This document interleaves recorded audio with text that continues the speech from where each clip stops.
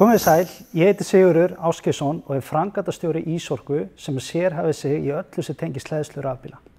Við ætlum núna aðeins að fara svona yfir helstu atriði sem koma og snúa að hvernig við hlöðum rafbílinn okkar heima. Við erum oft spurð að því af hverju þarf heimahleðslustöð.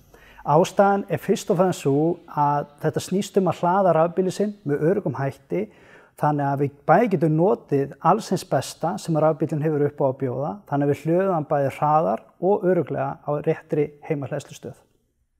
Best að velja heimahleðslustöðina út frá þeim aðstæðum sem eru hverju sinni. Við mælum ávallt með því að fá rafverktaka eða þá sem eru sérhæfðir í hleðslu rafbíla til þess að gefa réttu ráðin. Margir horfa á einsfasa, þryggjafasa hleðslustöðvar, við mælum bara ávallt með því að velja það sem hentar hverju sinni og það sem þér finnst þægilegast að gangum og það sem hentar þínum aðstæðum. Það eru margir sem veltaði fyrir sér hvort þið geta sett heimahleðslustöðina upp sjálfur.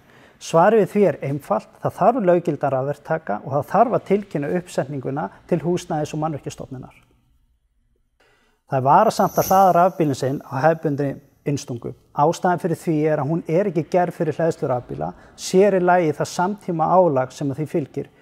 Undir engum kringumstæðum skal nota framlengingarsnúru og einungis gera þetta í neyð.